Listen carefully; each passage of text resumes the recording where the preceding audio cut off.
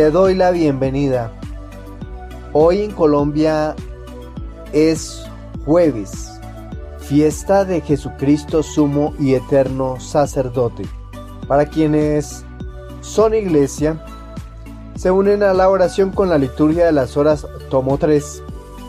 Les recuerdo de una vez que en la tarde se celebran las primeras vísperas de la solemnidad del Sagrado Corazón de Jesús. La fiesta de Jesucristo Sumo y Eterno Sacerdote es una celebración relativamente reciente en el calendario litúrgico de la Iglesia Católica. Fue establecida por el Papa Pío XI en 1935, principalmente en respuesta a una solicitud de los padres oblatos y otros sacerdotes que deseaban una festividad específica para honrar el sacerdocio de Cristo de una manera más destacada.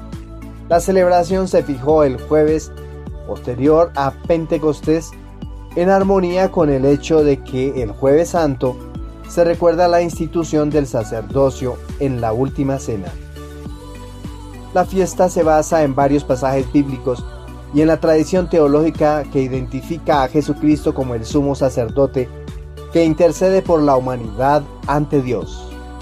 Uno de los textos clave es la carta a los Hebreos, que presenta a Jesús como el sumo sacerdote perfecto, que no necesita ofrecer sacrificios diarios, porque su único sacrificio en la cruz fue suficiente para la salvación eterna, según lo que nos narra la carta a los Hebreos en el capítulo 7, versículo 27. En la carta a los Hebreos, en el capítulo 5, versículo del 1 al 10, el autor describe cómo Jesús es nombrado sumo sacerdote según el orden de Melquisedec, destacando su papel eterno y único en la mediación entre Dios y la humanidad. La figura de Jesucristo como sumo y eterno sacerdote tiene profundas implicaciones teológicas. De ellas tenemos 4 para resaltar. 1. Sacrificio perfecto. 2. Intercesión perpetua. 3. Nueva alianza. Y por último, acceso directo a Dios. Hablemos de la primera. Sacrificio perfecto. Jesús ofreció un sacrificio único y perfecto al ofrecerse a sí mismo en la cruz. Este sacrificio es suficiente para redimir a la humanidad de sus pecados de una vez por todas, reemplazando los sacrificios repetitivos del Antiguo Testamento.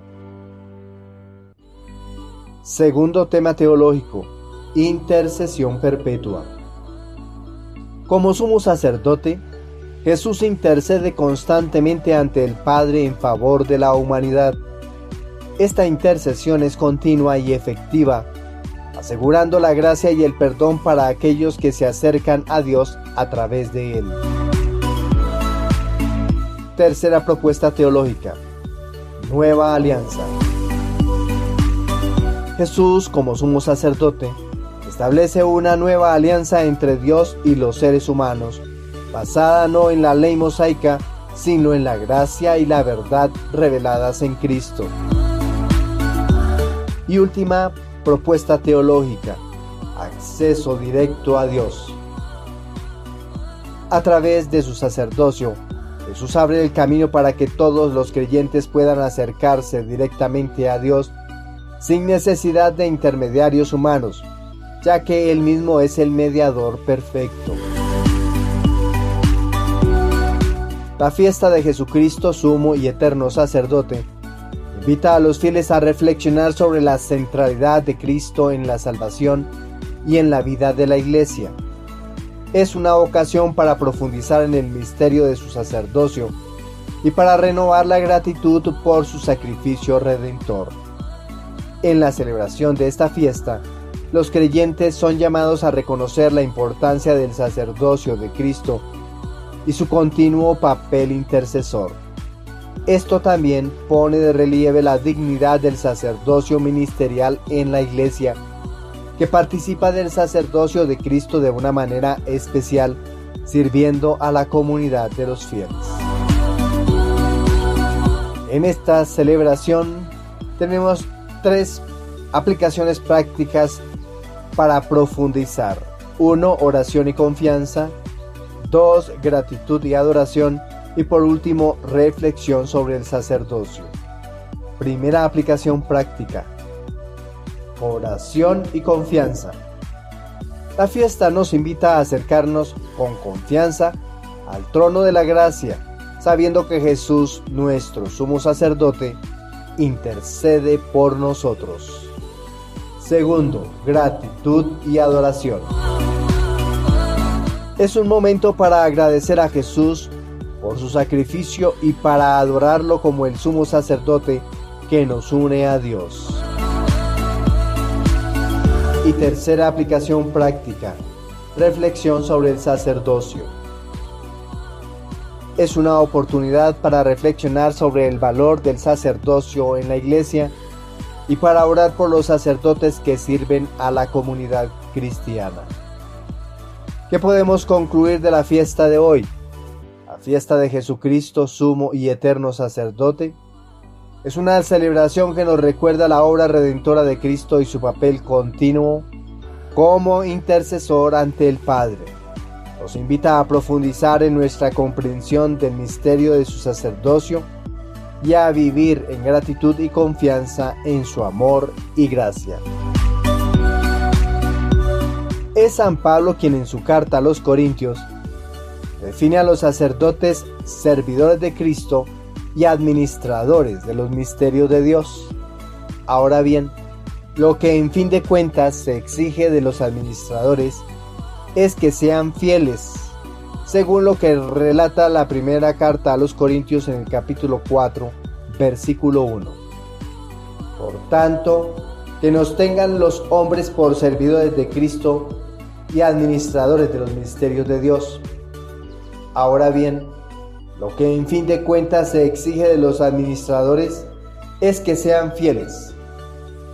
Aunque a mí lo que menos me importa es ser juzgado por vosotros o por un tribunal humano. Ni siquiera me juzgo a mí mismo. Cierto que mi conciencia nada me reprocha, mas no por eso quedo justificado. Mi juez es el Señor.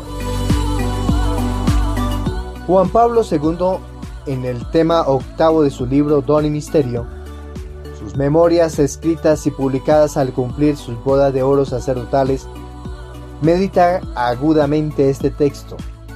El administrador no es el propietario, sino aquel a quien el propietario confía sus bienes para que los gestione con justicia y responsabilidad. El sacerdote recibe de Cristo los bienes de la salvación para distribuirlos entre las personas a las cuales es enviado. Es por tanto el hombre de la palabra de Dios, el hombre del sacramento, el hombre del misterio de la fe. La vocación sacerdotal es el misterio de un maravilloso intercambio entre Dios y el hombre. El hombre ofrece a Cristo su humanidad para que Él pueda servirse de ella como instrumento de salvación, casi haciendo de este hombre otro sí mismo. Le invito a disponer el corazón, su oído y la mente para escuchar el Evangelio que proclamaremos en este día.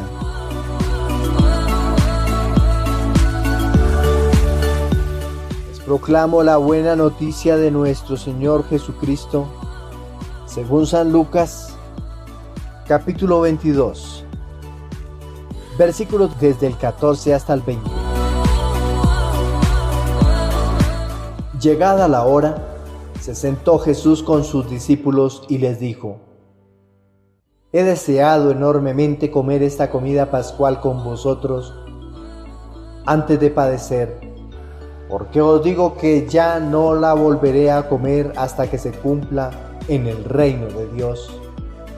Y tomando una copa, pronunció la acción de gracias y dijo: Tomad esto, repartidlo entre vosotros, porque os digo que no beberé desde ahora del fruto de la vid hasta que venga el reino de Dios.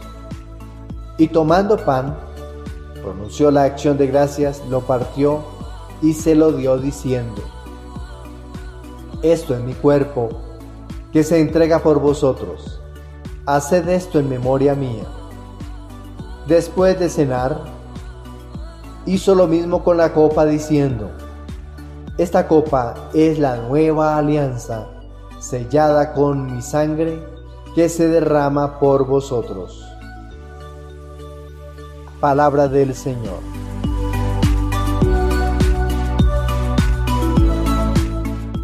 Nuestra reflexión para el día de hoy.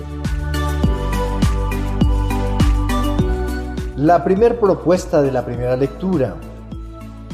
En esta fiesta de Jesucristo sumo y eterno sacerdote, meditamos en el texto del libro del profeta Isaías, en el capítulo 52, desde el versículo 13 hasta el capítulo 53, versículo 12.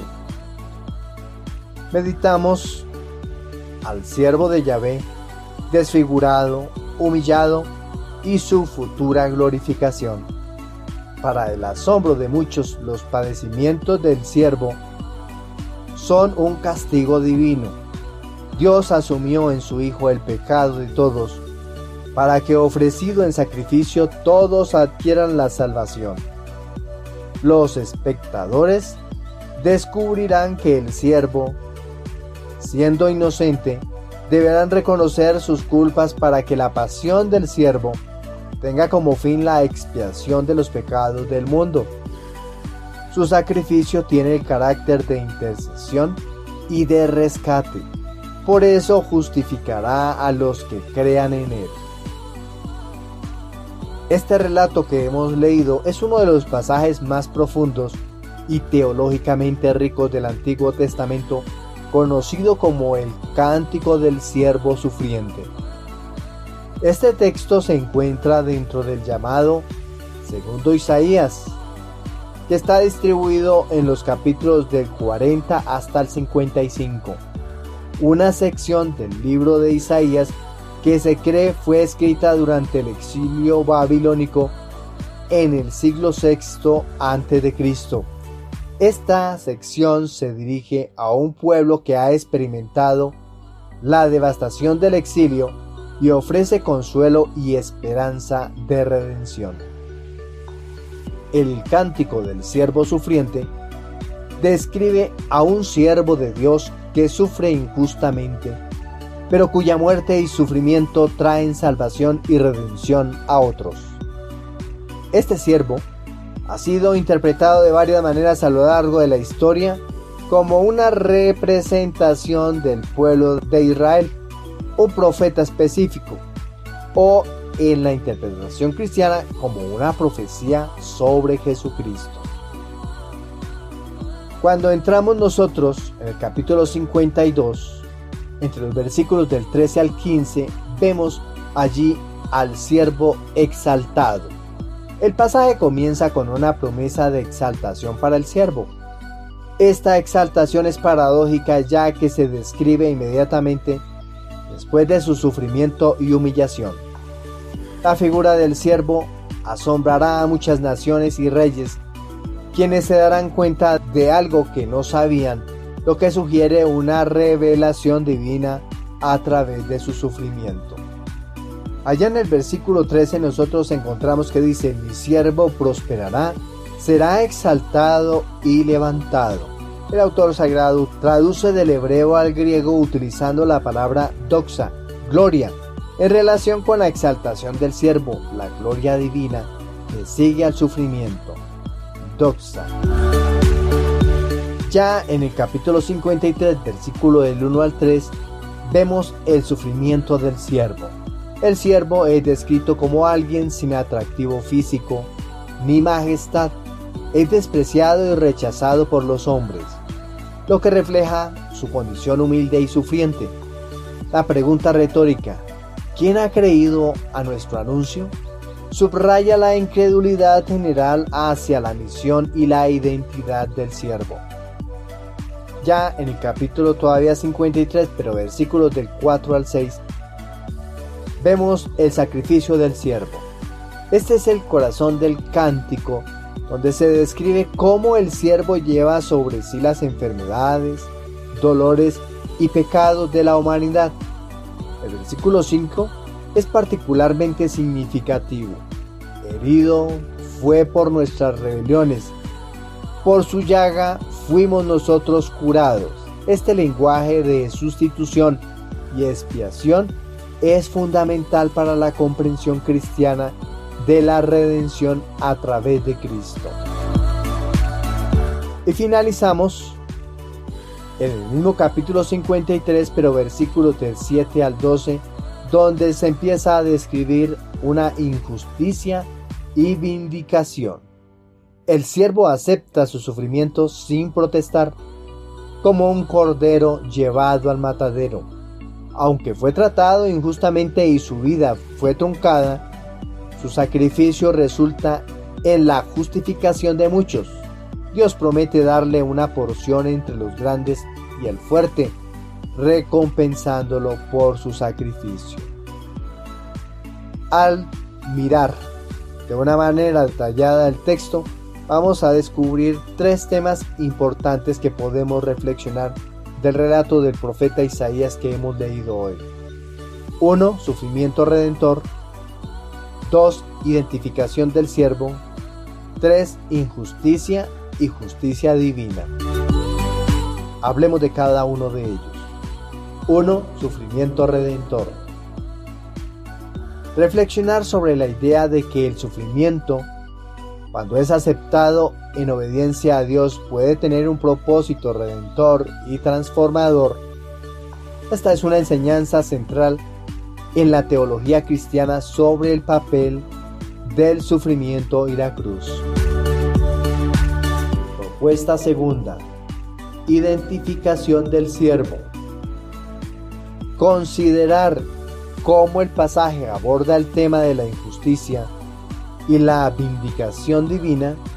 El siervo es tratado injustamente, pero es vindicado por Dios, lo que ofrece esperanza para aquellos que sufren injusticias en el mundo.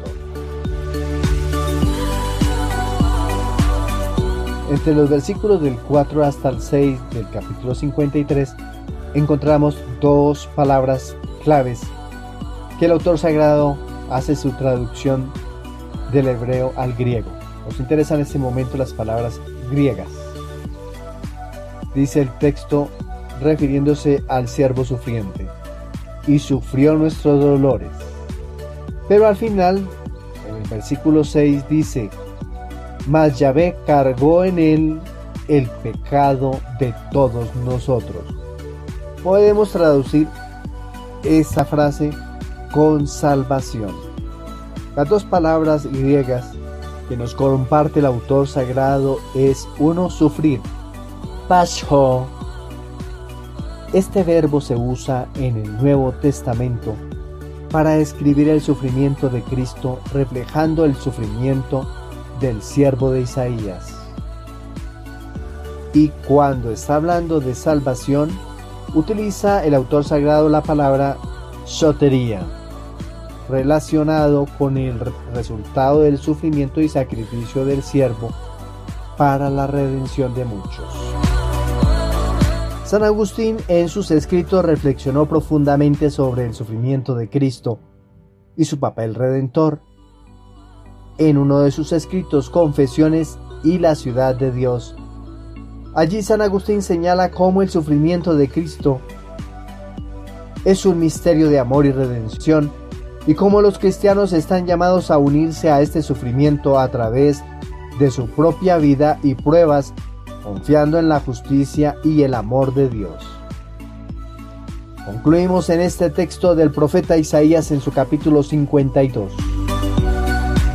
El autor sagrado en sus capítulos 52 y 53, a partir del versículo 13 hasta el versículo 12, ofrece una profunda reflexión sobre el sufrimiento redentor y el papel del siervo sufriente como mediador de la salvación divina.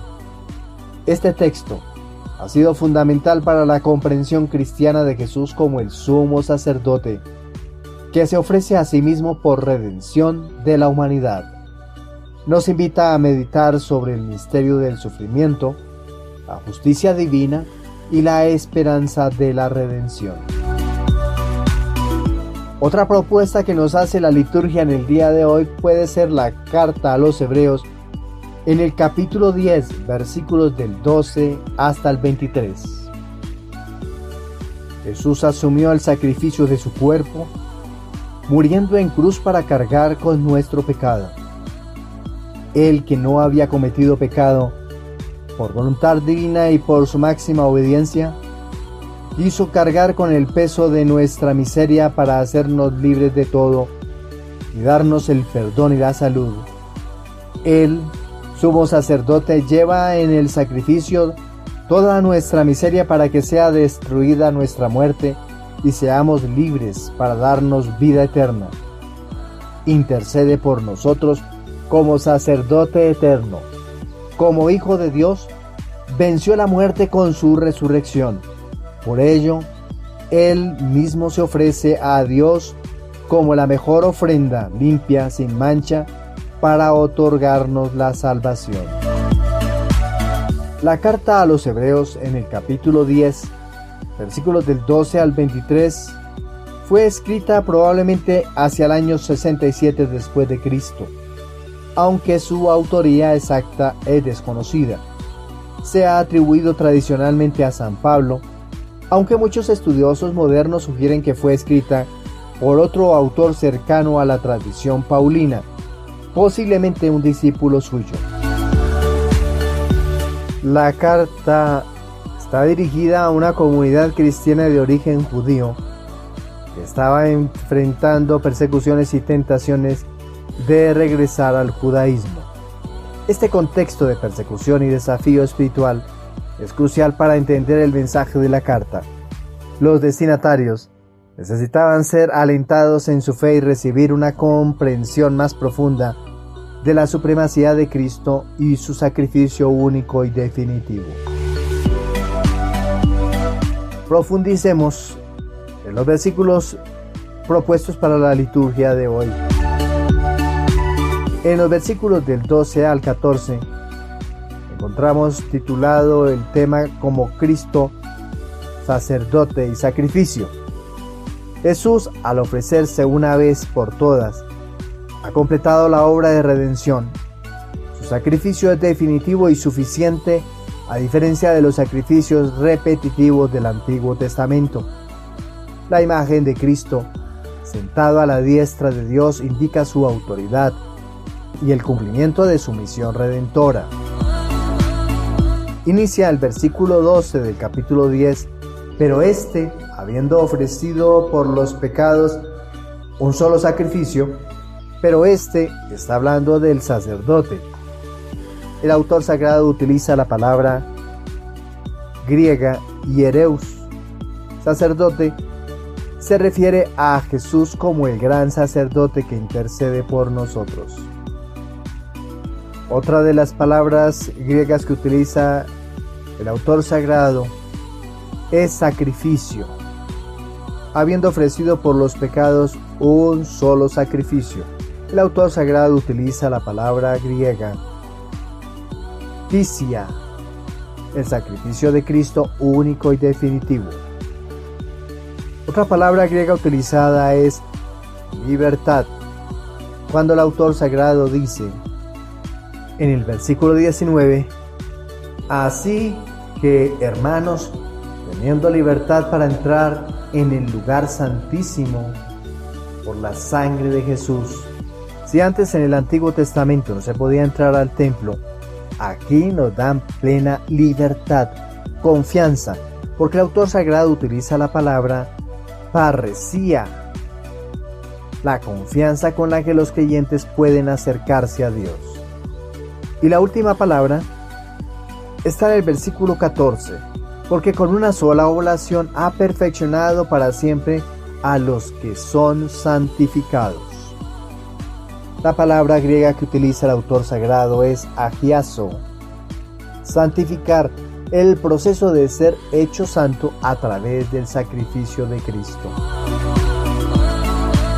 Entre los versículos del 15 al 18, el autor sagrado titula esta parte Nueva Alianza. La cita del profeta Jeremías en su capítulo 31, versículos del 33 al 34, resalta la promesa de la nueva alianza, donde Dios escribe sus leyes en los corazones y mentes de su pueblo y perdona sus iniquidades. Este es un contraste directo con la antigua alianza basada en la ley mosaica. En tercer lugar, encontramos que entre los versículos del 19 al 20 hay un acceso al lugar santísimo. A través del sacrificio de Cristo, los creyentes tienen libre acceso al lugar santísimo. Esto simboliza un acceso directo a la presencia de Dios sin necesidad de intermediarios humanos, gracias al camino nuevo y vivo abierto por Jesús. Ya en los versículos del 21 al 33, encontramos allí una exhortación a la fe y esperanza. Los creyentes son exhortados a acercarse a Dios con un corazón sincero y plena fe, manteniendo firme la esperanza. Esto implica una vida de santidad y confianza en la fidelidad de Dios. Reflexionando nuevamente el texto bíblico de hoy, vamos a encontrar 4 temas importantes para meditar en ellos y para aplicarlos al día de hoy. Ellos son: confianza en el sacrificio de Cristo; 2. Vivir bajo la nueva alianza; 3. Acceso directo a Dios; y por último, mantener la fe y esperanza. Primera de ellas, confianza en el sacrificio de Cristo. Reflexionar sobre la suficiencia del sacrificio de Jesús para la redención de la humanidad. Su sacrificio no necesita repetirse y su obra es completa y perfecta. En segundo lugar, vivir bajo la nueva alianza. Considerar lo que significa vivir bajo la nueva alianza, donde las leyes de Dios están escritas en nuestros corazones y mentes y nuestros pecados son perdonados completamente.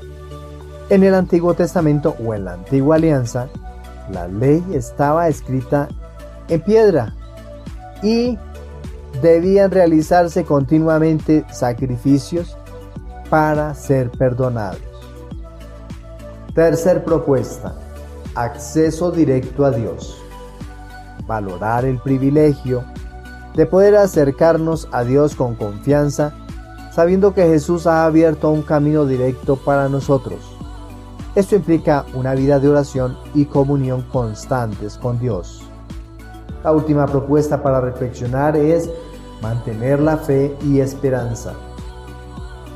El texto bíblico nos exhorta a mantener firme nuestra fe y esperanza en medio de las pruebas y dificultades, recordando la fidelidad de Dios y su promesa de salvación. San Juan Crisóstomo, uno de los padres de la Iglesia, escribió extensamente sobre el sacerdocio de Cristo. En sus homilías, destacó la eficacia única del sacrificio de Cristo y cómo éste transforma la relación entre Dios y la humanidad. San Juan enfatiza la importancia de la confianza en la obra redentora de Cristo y la necesidad de vivir una vida de fe activa en respuesta a este don. ¿Qué podemos concluir de la carta a los Hebreos en su capítulo 10? Esta carta, estos versículos nos invitan a profundizar en la comprensión de la obra redentora de Cristo, su sacerdocio eterno y el nuevo acceso que tenemos a Dios a través de él. Esta reflexión nos lleva a una vida de confianza, esperanza y santidad, sabiendo que somos parte de una nueva alianza donde Dios nos ha perdonado y nos ha llamado a estar en su presencia continuamente. Ante estas propuestas que nos hace, bien sea el Padre Dios con la primera lectura o el Espíritu Santo con la segunda, le respondemos con el Salmo 39. Y ha de resonar en cada uno de los párrafos de este salmo con esta frase antífona: aquí estoy, Señor, para hacer tu voluntad. El Salmo 39, titulado Acción de gracias por el auxilio recibido, el poeta narra las maravillas de Dios. Al expresar la acción de gracias, el fiel israelita ofrecía sacrificios por los favores recibidos del Señor. El Señor exige tan solo obediencia y aceptación de la ley. Jesús, sumo y eterno sacerdote, se anonadó, uniendo su voluntad a la del Padre, para salvar a todos aquellos que, creyendo en Él, le obedezcan y continúen el proyecto trazado por el Padre. Por lo tanto, este salmo es la oración de humillación que se hace sacrificio para darle fin a los sacrificios tanto humanos como de animales, convirtiéndose en el gran sacrificio que reúne a la comunidad en torno a la vida eterna. El sacrificio que hoy celebramos es la confianza viva de Jesús en que su Padre no lo defraudó y que su entrega sirvió para redimir a las futuras generaciones. El Salmo 39, también titulado La obediencia y la confianza en Dios, es un salmo de David que se sitúa en el contexto de una oración de agradecimiento y súplica. David expresa su gratitud a Dios por haber sido rescatado de grandes problemas y su deseo de obedecer la voluntad de Dios. Este salmo mezcla elementos de acción de gracias con súplica, reflejando una profunda confianza en Dios a pesar de las dificultades. Profundizando en cada uno de los párrafos, encontramos que el versículo 6 sugiere que Dios valora más la obediencia y la disposición del corazón que los sacrificios rituales. Dice el texto, me has abierto el oído. Puede interpretarse como una disposición para escuchar y obedecer la voluntad de Dios. En el versículo 7, David responde a Dios con disposición y entrega total. Esto puede verse como un compromiso personal de seguir la voluntad de Dios. En el versículo 8, David encuentra gozo en obedecer a Dios. La ley en su corazón simboliza una internalización de la voluntad divina. Versículo 9. David declara su misión de proclamar la justicia de Dios públicamente, mostrando que su fe no es privada, sino testimoniada ante los demás. Ya en el versículo 10, David continúa afirmando que ha sido un testigo fiel de las obras de Dios, proclamando su fidelidad y misericordia. Y por último, el versículo 11. Este versículo es una súplica para la continua misericordia y protección de Dios, mostrando la dependencia de David en el amor y la verdad divina. En últimas, el Salmo 39 nos invita a reflexionar sobre la verdadera naturaleza de la obediencia a Dios. No se trata solo de rituales externos, sino de una disposición interna a escuchar y cumplir su voluntad. La proclamación pública de la justicia y la fidelidad de Dios es un testimonio esencial en nuestra fe. En la vida cotidiana, este salmo nos desafía a ser coherentes con nuestra fe, a interiorizar la ley de Dios y a proclamar su bondad en todo momento. Concluimos del Salmo 39, que es un poderoso recordatorio de la importancia de la obediencia y la confianza en Dios. Nos enseña que lo que Dios valora más es un corazón dispuesto a seguir su voluntad y a proclamar su justicia y fidelidad ante los demás. En tiempos de dificultad, este salmo nos anima a mantener nuestra fe y confianza en la misericordia y el amor de Dios, sabiendo que Él siempre está dispuesto a protegernos y guiarnos. La propuesta del Evangelio. En el Evangelio que hemos proclamado hoy del evangelista San Lucas, en su capítulo 22 y versículos del 14 al 20, Jesús ofrece su cuerpo y sangre como comida y bebida para encarnarse en nuestras vidas, para alimentarnos de su vida abundante. Solo Él, que es la vida, puede dar alimento de vida para tener en Él vida nueva por el Espíritu Santo. Hagamos un nuevo camino de vida con Él para conocer la verdad que nos hace libres. Como sumo sacerdote, Jesús se ofrece al Padre como víctima. El Padre la acepta para redimirnos del pecado. Como sacrificio, es el holocausto más valioso que cualquier otro. Él mismo se hace altar en la cruz para que cada vez se pueda actualizar su entrega generosa en nuestras celebraciones. Sin alimentarnos de su vida, cuerpo y sangre, no podremos tener vida eterna y no seremos resucitados para llegar a conocer las maravillas que están reservadas para quienes le aceptamos. En el Evangelio, cuando la liturgia nos presenta como fiesta el sacerdocio de Jesucristo, nos lleva obligatoriamente a la Eucaristía.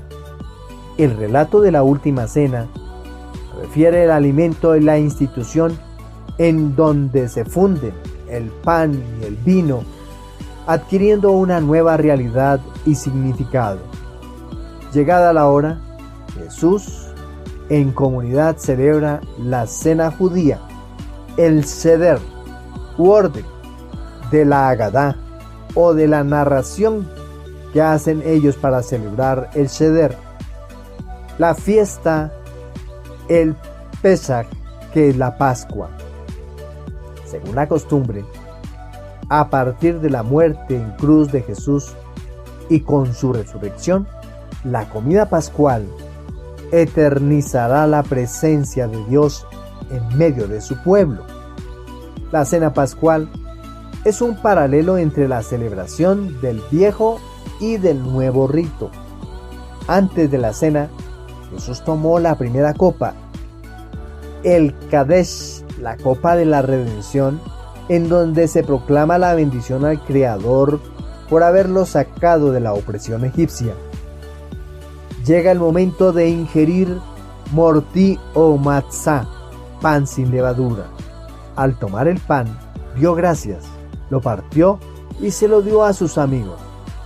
Su cuerpo lo parte para repartirlo entre sus encargados de repartirlo y entregarlo. Entregarlo para hacer sacrificio en la cruz y salvación de quienes crean en Él. Jesús entonces instituye este encargo para perennizar su presencia por siempre con estas palabras: haced esto en memoria mía. Después de comer la cena judía, toma nuevamente la copa. No sabemos si es la tercera o la cuarta copa. La tercera copa se toma después de la barej o la bendición después de la comida. Es llamada la copa de la esperanza y la continuidad. Esperanza por la dignidad humana, por la justicia, por la honradez, así como para tener la dicha de ver que nuestros hijos y nietos se comprometen con esta milenaria tradición. O la copa que tomó Jesús puede ser la cuarta, llamada de la solidaridad judía, en donde prometen ayuda a su comunidad y fortalecen al Estado de Israel para concretar la paz verdadera. Para recordar el derramamiento de la sangre del Cordero que identificó los hogares de los israelitas ante el pacto del ángel exterminador en Egipto. Pero a partir de hoy, esta se convirtió en la copa necesariamente instituida como nueva alianza, autentificada con la sangre del Hijo de Dios para la salvación de los hombres. El sacrificio de Jesús en la cruz eternizó este acontecimiento. Él en la cruz se hizo víctima, es decir, el Cordero, se hizo también sacerdote, sacrificio voluntario que se ofrece por medio de la oración elevada durante su estadía en la cruz del Padre. Y también se hace Jesús allí altar, signo de la presencia divina, Jesús en la cruz. El sacrificio lo hizo sacerdote eterno, para estar presente eternamente en su iglesia y en la tierra, por las manos consagrantes de los presbíteros o sacerdotes durante el rito de la Eucaristía. Hemos llegado al final de esta jornada, de este encuentro con nosotros como iglesia en el misterio de Jesús. Y nos queda esta conclusión. El pasaje de Lucas en el capítulo 22, versículos del 14 al 20, nos invita a reflexionar sobre el inmenso amor de Jesús manifestado en la institución de la Eucaristía. Este acto de entrega y nueva alianza nos llama a una vida de comunión, memoria y participación en el sacrificio de Cristo, ofreciendo nuestra fe y esperanza en la promesa del reino.